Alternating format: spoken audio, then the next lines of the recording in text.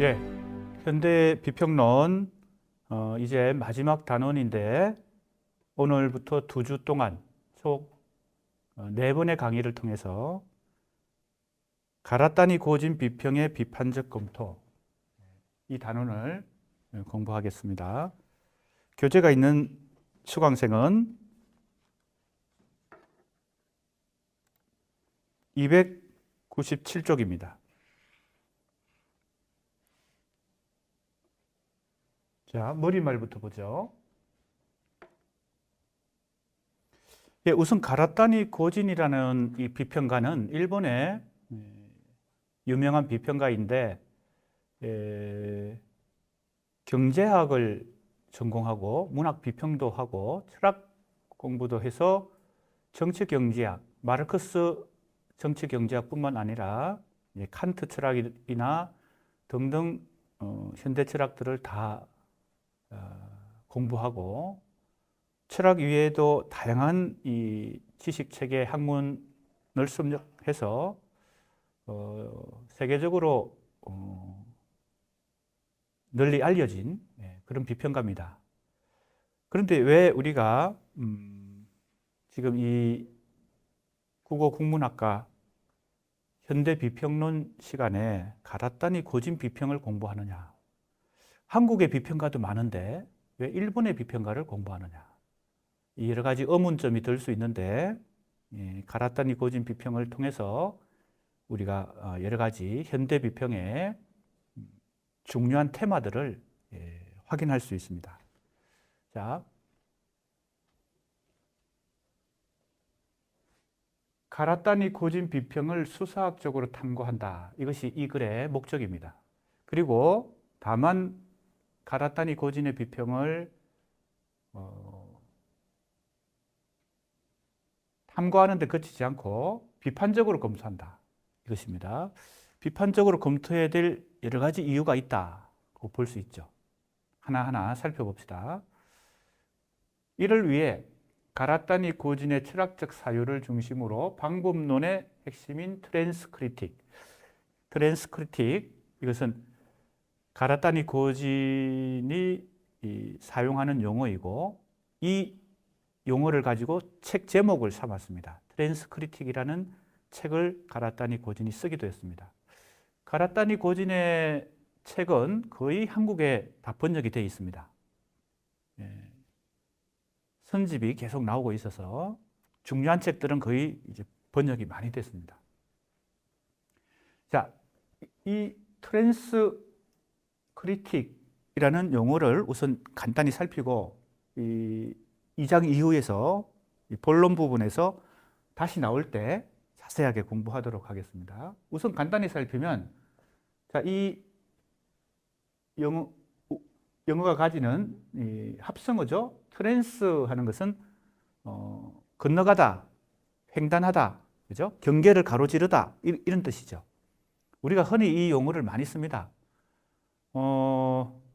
가장 쉬운 사례를 들면 익숙한 사례를 들면 트랜스젠더, 그죠? 성을 건너뛰는 거죠. 가로지르는 거죠. 경계를 가로지르는 거. 남성, 여성 이런 성을 가로지르는 게 트랜스젠더, 즉 젠더를 가로지르는 거죠. 자, 그러면 크리틱이 비평이면 트랜스크리틱, 번역하자면 가로지르는 비평, 그죠? 횡단 비평, 뭐 이 정도 번역이 가능합니다. 그런데 왜 이렇게 번역했을까요? 초월론적 비평이라고 했을까요? 자, 이 트랜스라고 하는 전치사는 조금 전에 얘기한 대로 가로지르다, 횡단하다 이런 뜻을 갖고 있는데 가라타니 고진이 이 트랜스라는 용어를 크리틱과 합성해서 합성어를 만들어냈을 때는 칸트적 개념을 염두에 두고 있습니다. 칸트의 철학을 염두에 두고 있습니다. 그래서 칸트의 철학을 에서 나오는 초월론적이라는 말을 여기다가 번역에 붙여본 것입니다. 있는 그대로 단어만, 용어만 그대로 직역하면 횡단 비평인데 초월론적 비평이라고 한 이유를 다시 나중에 살펴보도록 하겠습니다. 그것이 칸트 철학과 관련이 있다는 것을 우선 염두에 두고 이해하면 되겠습니다. 자, 이 논문은 가라타니 고진 비평을 탐구하기 위해서 첫 번째 철학적 사유를 먼저 살펴보고요. 그래서 방법론의 핵심인 트랜스크리틱의 원리를 고찰합니다. 자, 두 번째, 이를 토대로 그의 문학론을 중심으로 근대 문학의 기원과 종언. 자, 이것이 아주 중요한 가라타니 고진이 던진 어떤 이슈 혹은 테마인데, 근대 문학이 언제 시작해서 언제 끝났다 이런 뜻입니다. 근대 문학이 시작한 시점이 있고 끝나는 시점이 있다는 겁니다. 어찌 보면 당연한 얘기죠. 상식적인 얘기입니다. 모든 인간의 문화, 문명, 그러니까 학문, 지식체계, 문학, 모든 것들은 시작과 끝이 있죠. 한 인간의 생애도 시작과 끝이 있는 것처럼 인간이 만든 문화나 문명도 혹은 문학이나 예술도 시작과 끝이 있다는 거죠. 우리는 그걸 종종 망각하고 살아가지만 객관적으로 볼 때는 그것이 있죠. 그런데 그걸 그 속에서 살아가고 활동하는 사람들은 그 시작과 끝을 사실은 잘 인지하지 못하죠. 인식하지 못하죠. 근대 문학이라고 하는 것이 시작되어서 지금도 계속되고 있다고 생각하는 우리들 입장에서는 그것이 언제 시작됐는지, 그리고 그 시작된 지점에서 지금 우리가 근대 문학을 창작하고 독자가 읽고 비평가가 비평하고 국어 국문학과뿐만 아니라 영어 영문학과, 일어 일문학과, 중어 중문학과, 이 많은 인문학을 하는 교수나 학생이나 일반 대중들도 그 속에서 살아가고 있기 때문에 이것이 시작될 때의 특성과 지금의 특성과 끝날 때 언제 끝나는지 이런 것에 대해서는 별 생각 없이 그 속에서 살아갑니다. 즉 근대 문학을 뭡니까? 향유하면서 즐기면서 때로는 창작하고 때로는 비평하고 때로는 독자들이 읽고 감동을 받으면서 성찰하면서 이렇게 살아갑니다. 그런데 거시적으로 보면, 외부의 시선으로 보면, 바깥에서 보면 이게 보이는 거죠. 언제 시작했고 언제 끝난다는 게 보이는 거죠. 이 문제를 누가 던졌다고요? 가라타니 고진이라는 비평가가 근대 문학의 기원과 종언이라는 이 화두를 던진 거예요. 자, 그러니까 상당히 중요한 어떤 이슈가 된 거죠. 자, 이 논문은 이런 걸 종합적으로 한번 검토해 보는데 좀 비판적으로 검토해 본다는 겁니다. 자, 두 가지입니다. 첫 번째는 가라타니 고진의 이 보여준 어떤 비평이 반드시 문학 비평만 있는 게 아니고, 아까도 얘기했지만 철학, 경제학, 정치, 경제학 등등 역사, 모든 인문학적 인문학을 벗어나서까지 정치, 경제학까지 굉장히 광범위한 영역을 포괄하고 있기 때문에 그 핵심을 찌르기 위해서는 어떤 특징을 잡아야 되는데, 그게 첫 번째는 철학적 사유, 그죠? 그 비평 세계를 관통하고 있는 철학적 사유, 그 원리가 뭐냐? 그것이 첫 번째입니다. 철학적 사유를 중심으로 방법론의 핵심인 트랜스크리틱을 살펴본다는 겁니다. 자, 두 번째는 이 원리를 잘 이해한 다음에 가라타니 고진의 비평 세계 속에서 문학 비평, 문학 이론을 특징적으로 그 파트를 한번 살펴보겠다. 그 말고도 많은 저서가 있고 많은 많은 성과가 있지만 그 부분을 왜 우리는 지금 이번 학기에 현대 비평론 다양한 이론들을 공부하고 철학도 공부하고 정신분석학도 공부하고 이렇게 하면서 그걸 다 어디에 활용하려고 하고 있어요? 문학 연구나 문학 비평에. 주로 우리 한국의, 그죠? 국어 국문학과니까 한국의 문학이나 한국의 문학을 연구하거나 비평하는데 그 방법을, 그죠? 활용하려고 하고 있죠. 그러면 그 적절하게 재구성을 하고 그 이론을 그대로 갖다 붙이는, 대입해서는 되는 게 아니니까 어떻게 한국 문학을 잘 연구하고 비평하는데 효과적으로 그것을 활용할 수 있을까 고민을 하고 재구성도 하고 방법론을 또 생각해야 되겠죠. 아무튼 자, 이 두 가지를 하려고 하는 것입니다. 자, 이제 좀 배경 설명을 해보겠습니다. 왜 가라타니 고진 비평을 비판적으로 검토하려고 하는가 하는 것입니다. 그의 철학적 사유와 문학적 사유가 한국에도 영향을 줬습니다. 충격도 주고 당혹감도 줬어요. 자, 이 두 가지를 동시에 줬다는 것이 상당히 가라타니 고진이 한국의 지식인들 혹은 인문학자들, 특히 문학을 하는 사람들, 문학 연구, 문학 비평가, 때로는 창작을 하는 시인이나 소설가에게도 영향을 줬겠죠. 충격도 주고 당혹감도 줬다. 자, 두 가지 상당히 상반된 반응이 일어납니다. 자, 첫 번째, 가라타니 고진의 저서 중에서 이 책이 제일 먼저 번역이 되는데, 잘 보세요. 일본 근대문학의 기원입니다. 자, 앞에서 근대문학의 기원과 종언이라는 그 화두를 던졌다, 이슈를 던졌다 그랬잖아요. 이 책이 바로 근대문학 중에서도 일본의 근대문학이 언제 시작됐는가? 시작될 때 어떤 특성을 가지고 이전과는 다른 질적 변화를 가져왔는가? 자, 이 책이 한국에 번역되면서 상당히 이 국문학계, 한국의 국문학계, 국문학자들에게도 영향을 줬습니다. 왜?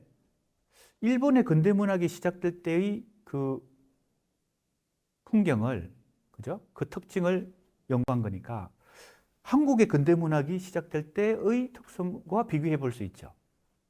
자, 그러면 중국 학생들은, 그죠? 중국의 근대문학이 시작될 때 하고 비교해 볼 수 있습니다. 이 가라타니 고진의 이 책을 읽으면서 공부하면서, 자, 그래서 일본의 근대문학이 어떻게 시작됐는가? 그걸 지금 다루고 있는 책입니다.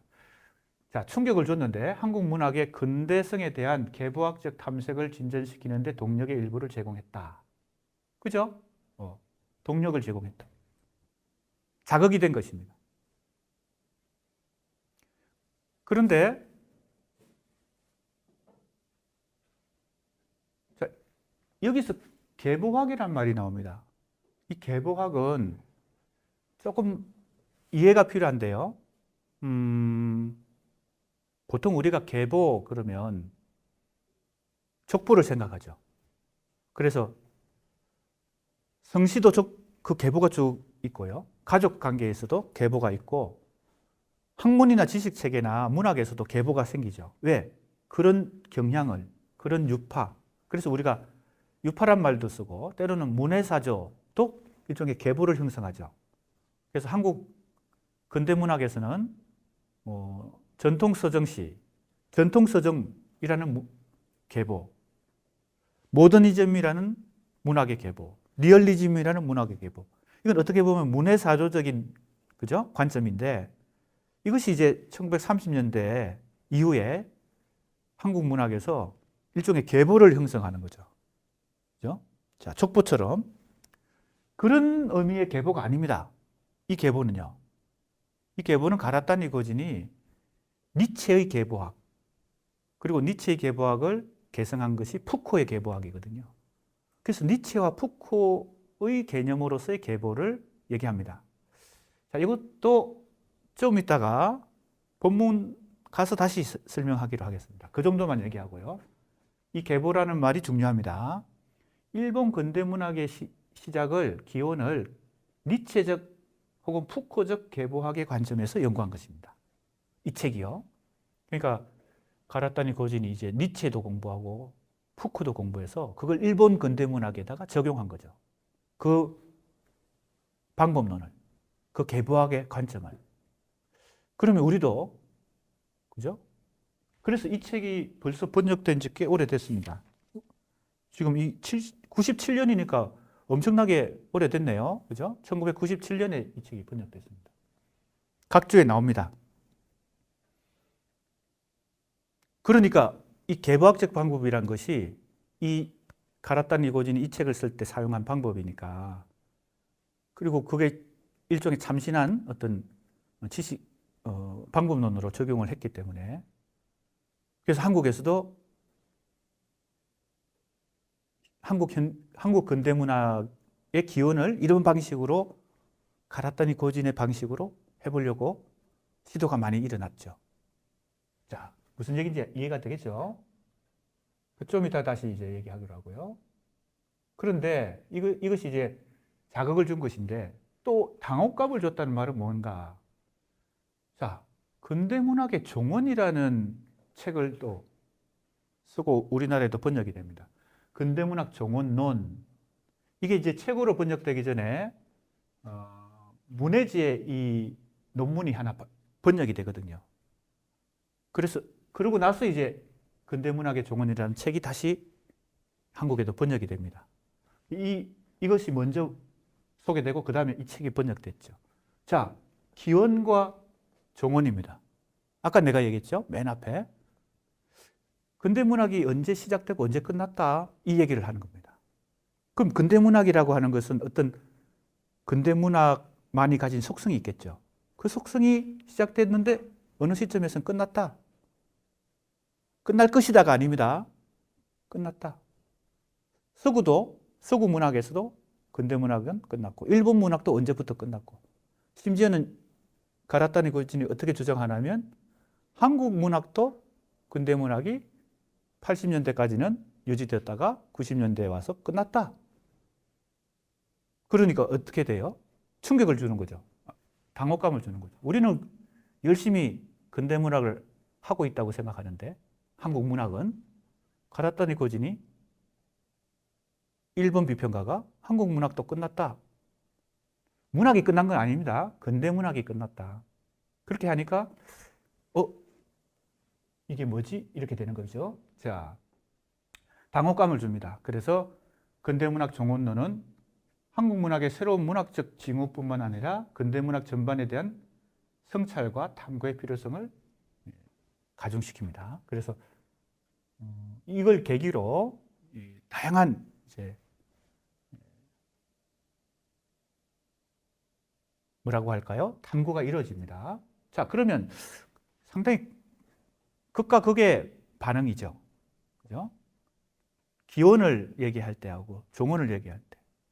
가라타니 고진은 일관된 관점으로 일본 근대문학의 기원을 얘기하고 근대문학의 종언을 얘기했는지 아니면 그 방법 바라보는 그 두 책의 방법론이 다른지 관점이 다른지 관점이 다르다면 이게 일관된 어떤 주장이라고 말하기 어렵죠.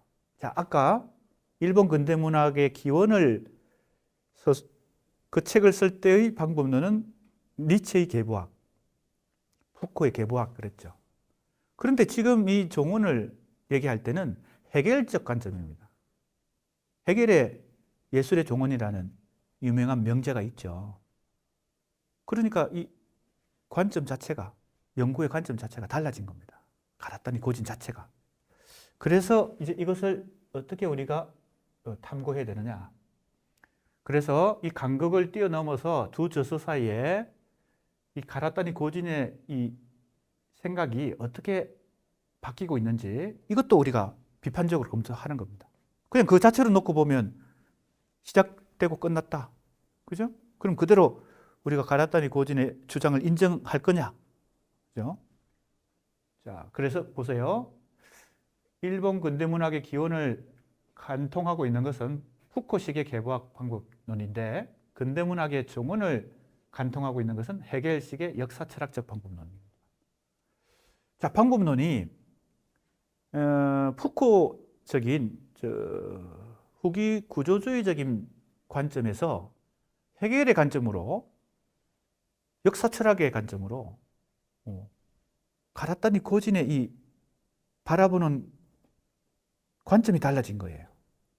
그러니까 두 책 사이에 상당한 차이가 있다. 관점의 차이가 있다. 그걸 우리가 간파하고 그의 주장을 그죠? 검토해 봐야 됩니다. 그래서 자, 이 두 방법론의 차이를 가로질러 가야 할 것인데 그러기 위해서 우리가 가라타니 고진의 문학론을 연구하기 전에 그의 이 방법론을 지배하고 있는 철학적 사유를 먼저 한번 탐구해 보자. 이것이 이 논문의 순서입니다.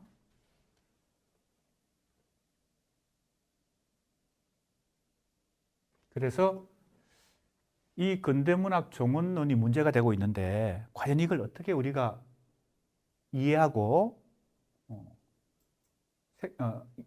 받아들여야 될 것인지를 심층적으로 규명하기 위해서는 가라타니 고진에게서 문학적 이 논의와 사상적 논의가, 즉 철학적 논의가 서로 연결되어 있을 것이다. 긴밀히 연결되어 있을 것이다. 그래서 가라타니 고진의 철학적 사유와 문학적 사유가 연결되는 지점을 그 원리상 방법론의 중심에 있는 트랜스크리틱에 대해서 먼저 살펴봐야 된다.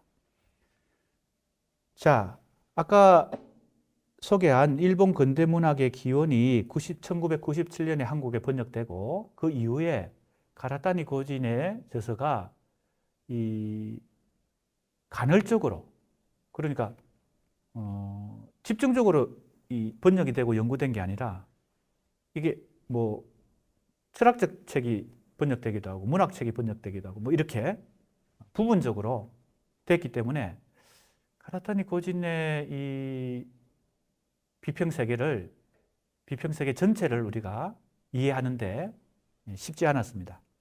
그런데 가라타니 고진의 저서들이 거의 번역이 되고 이제는 전체적인 탐구를 할 시점이 왔다. 자, 보겠습니다. 자, 한국 근대문학의 기원과 종언을 둘러싼 쟁점에 대해서도 성찰이 필요하다. 가라타니 고진이 보여줬던 그 뭡니까? 이슈, 그죠? 그 화두, 그 문제점을 우리 한국 문학에도 한번 확인해 볼 필요가 있다. 그러기 위해서라도 가라타니 고진 비평의 전체성을 부분적으로만 이해하면 안 되고 전체적으로 이해하기 위해서 이 방법론으로 접근합니다. 어떤 방법?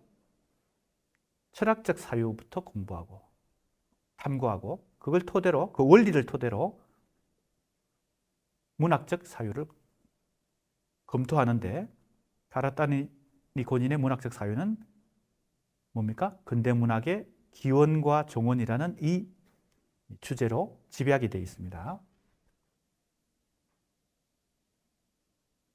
자 보세요. 가라타니 고진의 비평은 크게 칸트를 중심으로 한 초월론적 철학의 관점. 자, 여기 칸트가 나왔고 또 초월론적이란 말이 또 나왔습니다. 자, 칸트의 철학을 왜 초월론적이라고 말할까? 그죠?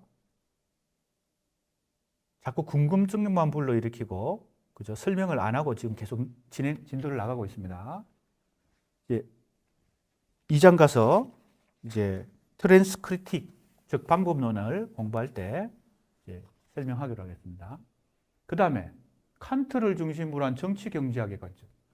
미안합니다. 마르크스를 중심으로 한 정치경제학의 관점. 이건 마르크스주의입니다. 칸트의 철학 마르크스주의.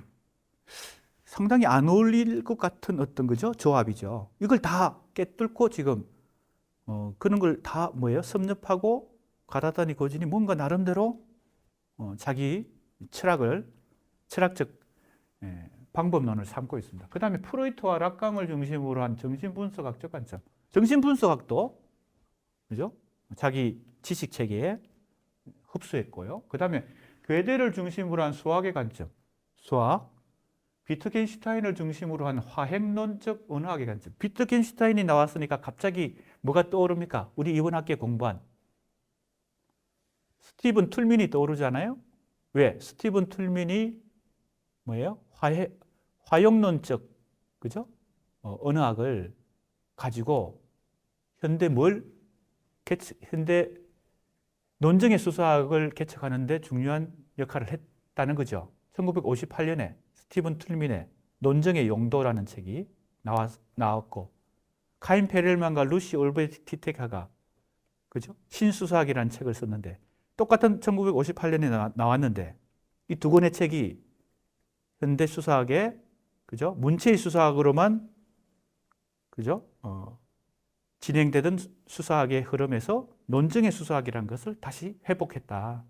그리고 이 두 권의 책을 다시 종합한 것이 제임스 크로스화이트의 이성의 수사학이다. 이거 우리 공부했죠.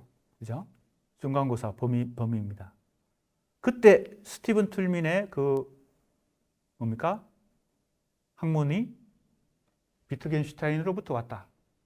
그게 바로 화행론이라고도 부르고 화용론이라고 부릅니다. 이 행자는 행동할 때, 그죠? 행자고, 용은 쓸 용자, 사용할 용자입니다. 화행론적 언어학. 영어로는 스피치 액트입니다. 스피치 액트 시어리. 스피치, 즉, 언어 행위가 바로 언어가 바로 액트, 행위와 연결되는 거. 그게 화행론 혹은 화용론입니다. 자, 이런 굉장히 다양한 관점을 다 가로지르고, 그죠? 종합했다는 겁니다. 근데 그게 이제 종합이란 게 우리가 비판적으로 검토해 볼 대상이죠. 상당히 다른 관점의 지식 체계를 종합할 때 어떻게 돼요? 그 정합성이, 그죠? 종합되기 어려운 거. 조합을 만들었을 때 조합이 좀 어려운 거. 이런 걸 또 막 뭉뚱그려서, 그죠? 자기 방법론으로 삼을 때 그게 뭔가 방법론의 허점 같은 게 있을 수 있죠. 균열도 있을 수 있고, 정합성 면에서 문제가 있을 수 있죠. 자, 그런데 아무튼 그건 이제 우리가 비판적으로 검토해 볼 대상이고, 아무튼 가라타니 고진의 비평이 이렇게 다양한 관점들을 다 접목한다는 겁니다. 가로지르면서 구조적 상동성을 확인하고, 자, 구조적 상동성. 자, 칸트와 마르크스의 사상은 상당히 다르지만 거기에 뭔가 유사성이 있다는 겁니다.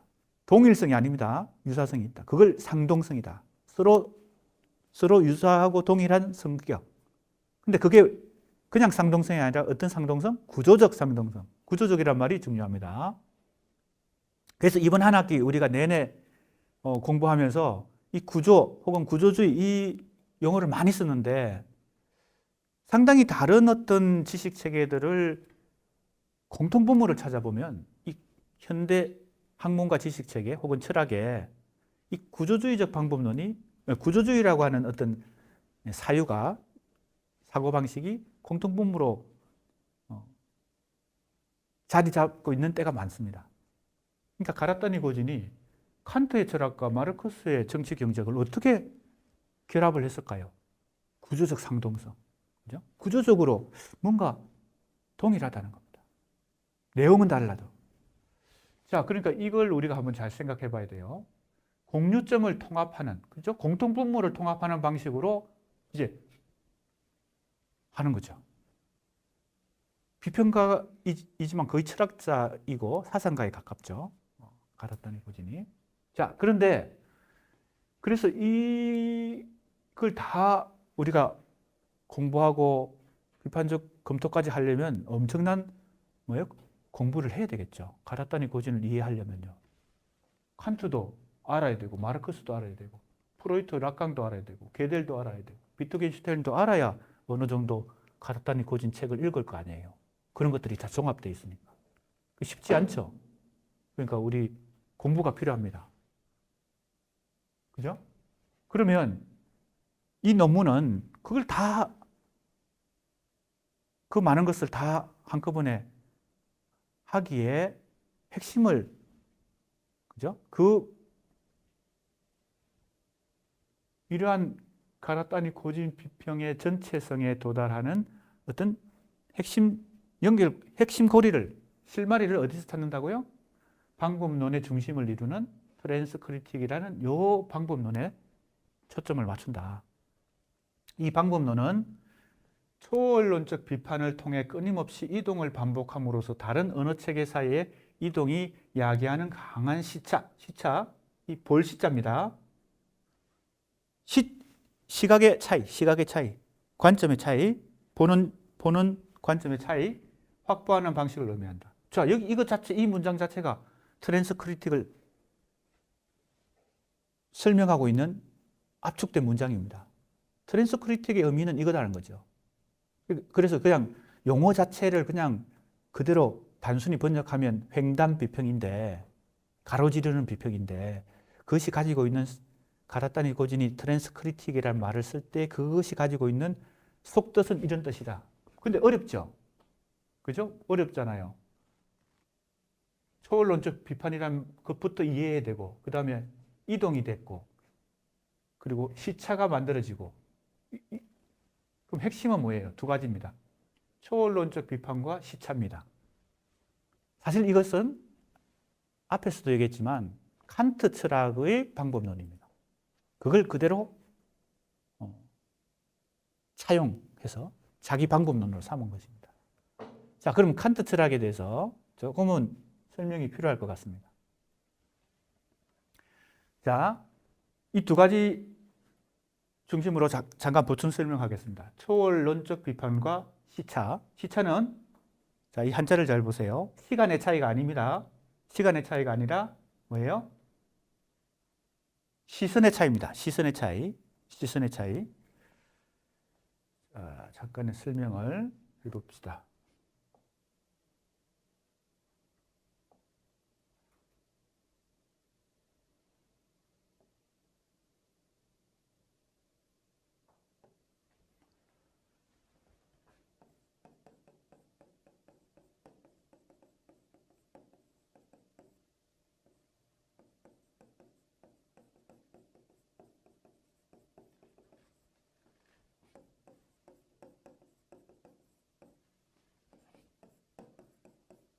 자, 이 핵심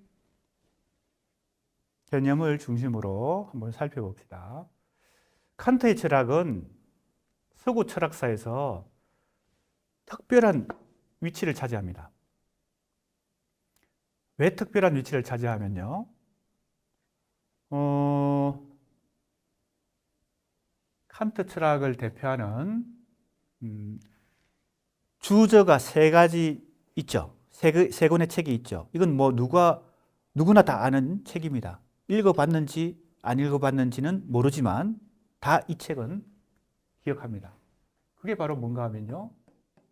예, 칸트 철학을 대표하는 세 권의 책이 있습니다. 첫 번째는 순수 이성 비판, 두 번째는 실천 이성 비판, 세 번째는 판단력 비판입니다. 칸트가 이 세 권의 책을 이 순서대로 썼죠. 순수 이성 비판은 인간의 이성 능력이, 그죠? 어떻게 가능하고 어디까지 가능한가. 실천 이성 비판은 인간의 도덕과 윤리, 실천 이성이 어디까지 가능한가. 자, 1번과 2번을 연결하는 고리가 칸트는 판단력이라고 봤는데, 이때 판단력은 예술을 뭡니까? 평가하는, 그죠? 상상력, 인간의 상상력을 평가하는 예술 취미, 그걸 이제 취미라고 그랬어요.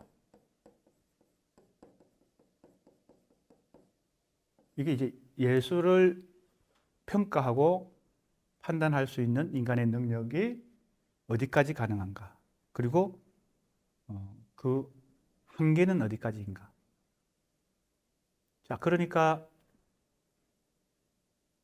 판단력 비판이 우리 그 인문학을 하거나 문학 예술을 공부하는 사람들에게는 상당히 중요한 책으로 자리 잡아왔죠. 그것은 예술적 혹은 문학 작품을 놓고 평가를 하고 비평을 할 때 이 판단력 비판이라는 책이 상당히 여러 가지 증거를 제공해 주기 때문입니다. 자, 우리가 칸트 철학을 지금 본격적으로 다 공부하기는 시간도 부족하고 우리의 이 강의 목적이 아니기 때문에 그것은 이 부분만 한번 보겠습니다. 칸트 철학은 왜 비판이란 말이 붙었을까? 이성을 비판하고 순수 이성, 실천 이성, 판단력을 비판한다는 뜻은 뭘까?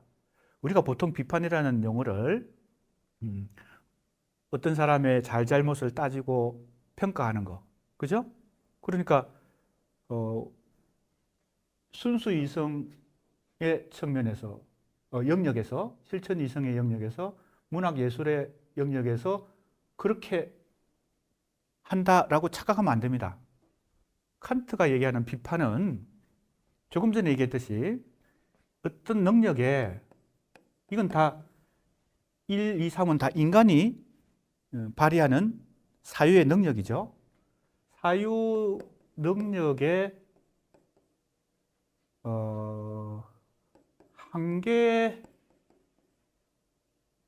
한계라는 말 이전에 중요한 것은 뭐가 더 중요한가 하면 자, 요게 중요합니다. 인간의 순수 이성이 어떤 가능 조건 하에서 어떤 조건 하에서 가능한가? 실천 이성은 어떤 조건 하에서 가능한가? 예술, 문학 판단은 비평은 어떤 조건에서 가능한가? 자, 그러니까 자, 이것을 이해하려면 이 근본적인 어떤 사유를 해야 되는데 왜 근본적인 사유를 해야 됩니까? 잘 보세요. 인간은 자기중심주의에 빠져서 그죠? 세상을 봅니다. 그렇기 때문에 자기가 보는 눈이 절대적이라고 생각합니다. 자, 내가 예를 들어 볼게요.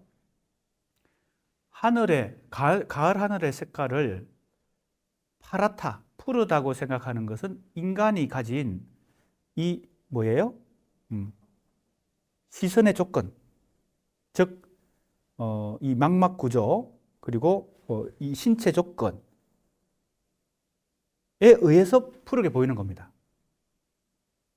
가을 하늘이 실제 푸른지, 빨간지, 하얀지, 노란지를 알 수가 없는 것입니다. 하지만 인간이 보니까 파랗게 보이는 거죠. 만약에 잠자리의 눈으로 하늘을 봤다. 가을 하늘을 봤다. 파랗게 안 보일 수가 있겠죠. 개의 눈으로, 그죠? 개의 눈으로 하늘을 봤다. 파랗게 안 보일 수가 있습니다. 그럼 하늘은 진짜 파란가? 그건 인간이 보니까 파란 것이죠. 자, 이것은 인간 중심주의의 철학 속에서는 절대적으로 파랗다고만 생각했습니다. 그게 진리라고 생각한 거죠. 즉, 이 세상의 모든 실제를 사유하는 근본적인 사유를 하려면 자기 조건에서만 보면 안 되죠. 자, 인간은 누구나 같은 이 신체 구조와 그죠? 시선의 조건을 갖기 때문에 가을 하늘이 파랗게 보이는 것입니다. 그러면 진짜 파르냐? 진짜 가을 하늘은 무슨 색이냐? 라는 그 실제, 즉 진리에 도달하기 위해서는 어떻게 해야 될까요? 인간의 조건에서 벗어나야죠. 인간도 그 중에 하나니까요. 절대적인 존재가 아니니까요. 자, 그러니까 인간 중심의 철학에서 완전 객관적인 철학으로 이동한 것이 바로 칸트입니다. 그게 바로 이 비판의 뜻입니다. 가능 조건을 따져보는 겁니다. 인간에게 이러한 능력과 이러한 능력과 이러한 능력이 어떤 조건에서만 가능하다는 것이죠. 자, 인간의 시선 조건, 망막의 조건 하에서만 가을 하늘이 파랗다는 걸 잘 생각해 보세요. 진짜 진리는 어디 있느냐? 진짜 실제는 어디에 있느냐라고 칸트가 근본적인 질문을 했을 때 인간의 조건을 객관적으로 다시 뭐예요? 성찰해야 되겠죠. 인간은 어떤 사유 능력의 가능 조건 하에서 이 순수 이성을 발휘하고 실천 이성을 발휘하고 판단력을 발휘하는가? 이걸 근본적으로 탐구한 것이 이 책입니다. 이 세 권의 책이에요. 그래서 칸트의 철학은 인간 중심의 사유가 아니고 인간까지도 객관적으로 인간의 능력을 객관적으로 바깥에서 보는 거죠. 인간의 이성이 순수 이성과 실천 이성 그리고 판단력이 어떤 조건에서 가능한가 이걸 근본적으로 따지기 때문에 칸트 철학은 아주 근본적인 사유를 합니다.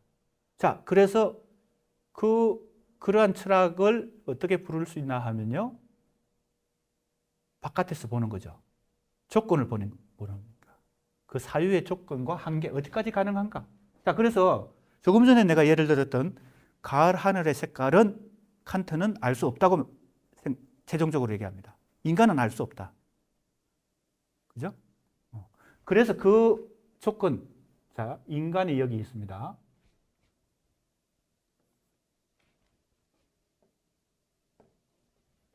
인간이 여기 있어요. 가을 하늘을 봅니다. 여기까지는 인간의 사유 능력이 도달하지만 이것은 이 세계는 알 수 없는 세계죠. 그죠? 신만이 알 수 있죠. 그래서 그걸 물 자체라 그랬습니다. 이 물 자체는 불가지, 알 수 없는 영역이라고 생각합니다. 인간 철학의 영역이 아닌 것입니다. 그 전에 칸트 이전의 철학자들은 모든 걸 다 인간이 그죠? 이해하고 인간의 이성이 혹은 뭐 인간의 사유 능력이 절대적이라고 생각했는데 칸트는 이 한계를 설정한 것입니다. 조건과 한계를 인간의 사유 능력의 조건과 가능 조건과 한계를 설정한 것입니다. 이것이 이 책들입니다. 어떤 조건 하에서 순수 이성과 실천 이성과 판단력이 가능한가? 예를 들면 뭐 책을 다 읽어봐야 되겠지만 우리 수강생들도 예를 들면 이런 것입니다. 시간과 공간의 조건이라는 게 있습니다. 그죠? 어떤 시간과 공간의 조건 하에서 인간이 이런 사유 능력을 발휘할 수 있는 거죠. 그런 조건들을 다 따지는 것이죠. 그래서 다 아주 많은 조건들을 가지고 객관적으로 인간의 이 능력을 다시 재설정합니다. 이 물 자체는 인간이 알 수 없는 영역이다. 인간의 사유와 철학은 여기까지 가능하다. 이렇게 생각합니다. 그렇기 때문에 이러한 철학은 자, 요 용어가 나왔습니다. 우리 교재가 있는 사람은 잠깐 건너뛰어서 이 용어를 한번, 이 용어가 중요하니까요. 304쪽 한번 봅시다. 304쪽. 303쪽에도 나오고요. 304쪽도 나옵니다. 자, 트랜스덴단탈이라고 되어 있죠. 그죠? 자, 적어 보겠습니다. 자, 이게 붙어 있습니다. 자, 이게 붙은 것과 안 붙은 게 있어요. 이게 붙은 것은 바로 이런 칸트의 철학을 의미하는 것입니다. 이렇게 인간의 사유 능력의 가능 조건과 한계를 알려면 어떤 관점에서 칸트가 철학을 했을까요? 인간 중심주의적 관점이 아니겠죠. 즉 내부에서 바깥을 보는 게 아니죠. 내부에서 바깥을 보면은 인간 중심적으로 보면 가을 하늘은 파란 게 진실이죠. 진리죠. 그런데 바깥에서 봐야 인간이 개의 눈이나 그죠? 잠자리의 눈과 다른 눈으로 세상을 본다는 것을 바깥에서 인간의 사유 능력을 판단해야 되겠죠. 그게 바로 이 비판이란 뜻입니다. 그러니까 이게 무슨 뜻이에요? 이게 초월론적으로 번역하는 것입니다. 여러 가지 번역이 있긴 하지만 지금으로서는 내가 볼 때 이 번역이 가장 좋고 요 AL이 안 붙은 거 트랜스덴단트 이것은 그냥 그죠? 초월적 이렇게 번역하는 게 좋고 예전에는 이걸 선험적이라고 번역을 많이 했습니다. 선험적이라는 것은 타고난다는 거죠. 그죠? 경험적이라는 말의 반대말이 선험적인 것입니다.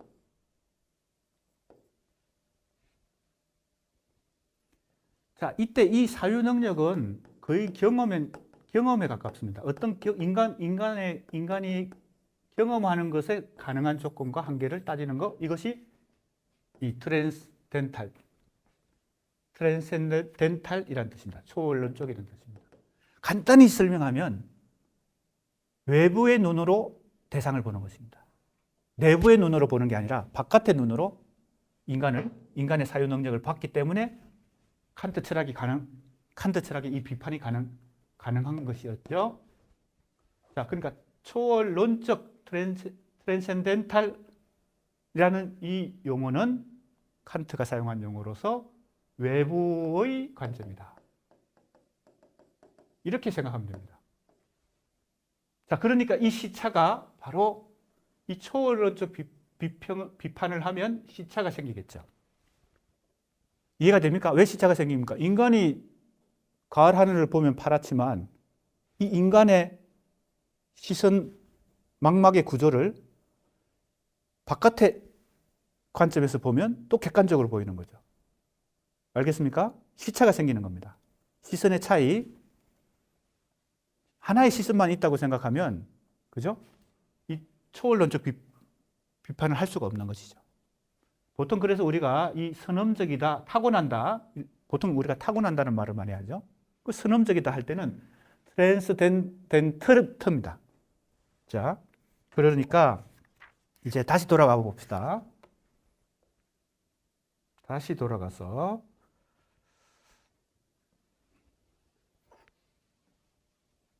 여기 이 방법론은 초월론적 비판, 즉 외부의 시선으로 이동을 해서, 근데 반복한다 그러니까 한 번만 외부로 나가는 게 아니고 그 외부에 또 외부로 나가서 자꾸 객관적인 시선을 확보하기 위해서는 자꾸 뭐예요? 이동을 해야 되는 것입니다. 자, 우리가 자기중심주의적 시선으로 세상을 보거나 연구 대상을 보면, 그죠? 편협한 우물한 개구리의 시선으로 하늘을 보면 가을 하늘은 파랗게밖에 안 보이는 거죠.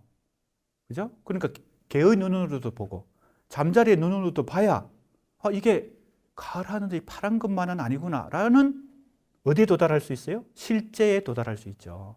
그죠? 자, 그러니까 이 이동을 한 번만 하는 게 아니고 초월론적 비판을 계속 하는 거죠.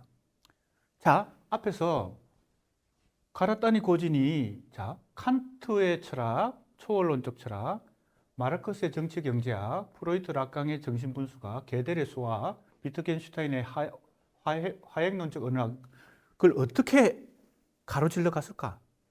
바로 초월론적 비판을 한 겁니다. 칸트적으로 한 거죠. 바로 시차를 계속 확보한 거예요. 외부의 시선으로 이동한 겁니다. 그러니까 칸트의 이 초월론적 비판이라는 이 방법론을 칸트 철학에서 마르크스로, 다시 프로이트 락강으로, 게델로, 비트겐슈타인으로 자꾸 외부로 이동해서 그걸 보는 거죠. 간단 이해가 됩니까? 즉 마르크스의 눈으로 칸트를 보는 거, 칸트의 눈으로 마르크스를 보고, 프로이트 락강으로 마르크스를 보고, 프로이트 락강으로 칸트를 보고, 이렇게 외부로 자꾸 이동, 외부의 시선으로 이동하면서 보는 거죠. 자기 지식 체계에만, 자기의 시선에만 빠져 있지 않는 것이죠. 이게 바로 사실은 칸트의 방법론, 초월론적 비판이라는 방법론을 자기 학문과 지식 체계에 그대로 실천한 거죠. 이겁니다. 초월론적 비판을 한 번만 한 게 아니라 여러 번 이동해서 다른 언어 체계 사이의 이동이 야기하는 강한 시차, 시선의 차이를 만들어내는 거죠. 야, 이거 그러나 이렇게 하는 것이 반드시 절대적으로 성공한다, 이거 보장은 없습니다. 그래서 이제 내가 이 논문에서 비판적 검토를 한번 해보려고 하는 것입니다. 과연 그렇게 했을 때 거기에 문제는 없나? 그게 과연 정합성이 있나? 이런 것까지, 그 주장이 과연 정당한가? 그런 것까지 해보려고 합니다. 간단히 한번 미리 생각하면 바로 가라타니 고진의 문학론에서 일본 근대문학의 기원을, 그죠? 썼을 때의 방법론은 니체와 푸코의 계보학이고, 근대문학의 종언을 쓸 때는 헤겔의 역사철학이라면 그 사이에 아마 트랜스크리틱을 한 거겠죠. 그 사이에 이 시선의 차이가 있잖아요. 관점의 차이가 생겼잖아요. 그것도 가라타니 고진은 이 트랜스크리틱을 자기 나름대로는 한 거겠죠. 외부의 시선을 자꾸 만들어 나간 거겠지. 근데 그렇게 하는 것이 과연 다 성공일까? 그죠? 이런 의심을 지금 우리가 해봐야 됩니다. 대단하긴 하지만, 그죠? 이렇게 할 수 있는 능력이라는 게 대단하잖아요. 그죠? 칸트 철학 하나만 연구하는 평생을 연구하시는 분도 계시고 마르크스를 평생 하는 분도 있고 프로이트 락강만 평생 해도 사실은 다 이해하기 어려운데 학문체계라는 게 지식체계가 이렇게 트랜스 크리틱을 계속 한다는 거 이거 쉽지 않습니다. 그래서 강한 시차를 계속 만들어내는 거죠. 자, 아무튼 이게 트랜스 크리틱이라는 방법론입니다. 사실은 원조는 칸트죠. 칸트가 초원론적 비판을 그의 철학을 통해서 실천을 한 것입니다. 자, 이랬을 때, 자, 칸트의 시선으로 마르크스를 읽고, 마르크스의 시선으로 칸트를 읽는 이것이 바로 어떤 책이에요? 트랜스 크리틱이라는 제목의 책입니다. 그것도 번역되어 있습니다. 한국에. 그래서 바로 이 방법론을 그대로 적용해서 칸트와 마르크스 사이에 시차를 만들어서 그걸 뭔가, 그죠? 그런데 외부의 시선으로 보면 뭐가 가능하다고요? 객관적 평가가 가능하죠. 아까 내가 여러 번 예를 들었지만, 가을 하늘 보는 거 예를 들었지만요. 그러니까 칸트를 칸트의 관점에서 연구하는 것만 가지고는 객관적으로는 평가가 안 되죠. 그러니까 칸트를 마르크스 관점으로 칸트를 평가하고 칸트의 관점으로 마르크스를 평가하고 뭐 이렇게 트랜스 크리틱을 해보는 겁니다. 이게 바로 가라타니 고진의 방법론이에요. 그렇게 되면 어떻게 돼요? 윤리학과 정치 경제학 사이에 칸트적 비판과 마르크스적 비판 사이에 코드 변환을 이 트랜스 크리틱이 의미하고 가라타니 고진이 그렇게 해서 책을 낸 것이 트랜스 크리틱이라는 책입니다. 이처럼 초원론적 비판을 통해 다른 언어 체계 사이의 이동이 야기하는 가능한 시차를 확보하는 방식은 상호 횡단적 코드 변환에 왜 코드 변환이라는 말을 썼나 하면 언어 체계란 말이 여기 나옵니다. 이게 바로 이제 비트겐슈타인적인 개념인데 비트겐슈타인이 언어 게임이라는 용어를 쓰거든요. 특정한 언어 게임이 적용되는 어떤 집단 속에서 다른 언어 게임이 통용되는 집단과 구별되는 일종의 게임의 룰이 적용된다는 겁니다. 이해가 됩니까? 언어란 게 절대적이고 완전하게 일반적인 규칙으로만 누구에게나 보편타당하게 적용되는 게 아니라 언어도 그 언어의 필드, 장이란 게 있어서 그 언어의 장마다 규칙과 뭡니까? 조건이 다르다는 겁니다. 이게 이제 바로 화형론적 언어학의 원조인 비트겐슈타인의 유명한 언어 게임이라는 개념입니다. 쉬운 예를 들면 이 언어 게임은 뭐 학문에도 적용되지만 지식체계와 학문에도 적용되지만 스포츠에도 적용됩니다. 농구의 게임의 룰과 축구의 게임의 룰이 다르잖아요. 그런데 축구 게임을 하는데 농구의 룰을 적용해가지고 손으로 골을 넣거나 이렇게 하면 그거는 무효가 되죠. 그죠? 득점이 인정이 안 되잖아요. 왜 그렇습니까? 게임의 룰이 다르니까. 마치 그거 내가 지금 비유한 것처럼 언어 게임이라고 하는 게 그러니까 다른 언어 체계 사이의 이동이 지금 필요한 거죠. 가라타니 고진이 볼 때는. 그러니까 정신분석학과 마르크스주의와 칸트 철학과 괴델의 수학과 비트겐슈타인의 화형론 언어학 사이에 다 언어 게임이 적용되고 있는데 다른 언어 체계인데 그 사이에 이동을 자꾸 해서 상호 횡단을 하는 것입니다. 자, 이렇게 하는 것이 바로 가라타니 고진이다. 그래서 아마 이런 과정을 통해서 가라타니 고진이 세계적인 비평가가 된 거죠. 자, 이제 수사학적 관점으로 우리가 이미 공부한 수사학적 관점입니다. 논정의 수사학이나 문체의 수사학 같은 이러한 우리가 공부한 수사학의 관점으로 이 가라타니 고진이 횡단적 수사학이라는 방법을 지금 사용하고 있다. 이런 비판적 검토에 한번 이런 수사학적 관점을 한번 적용해 보려고 하는 것이 이 논문의 목적 중에 하나입니다. 사실은 이제 우리가 수사학은 공부를 많이 했으니까 문체의 수사학, 논정의 수사학 공부를 많이 했으니까 그러한 관점으로 이제 가라타니 고진의 이러한 트랜스크리틱과 문학론을 비판적으로 검토하는데 활용해 본다는 것이고요. 이제 우선은 가라타니 고진의 비평 세계를 잘 살펴보는 거. 그것도 만만치 않습니다. 왜? 워낙 방대하고 워낙 그 지식 체계가 트랜스크리틱을 많이 했기 때문에. 그죠? 자, 그러면 설명이 좀 길어졌는데 이제 진도를 좀 빨리 나가도록 하겠습니다. 다음 시간부터요.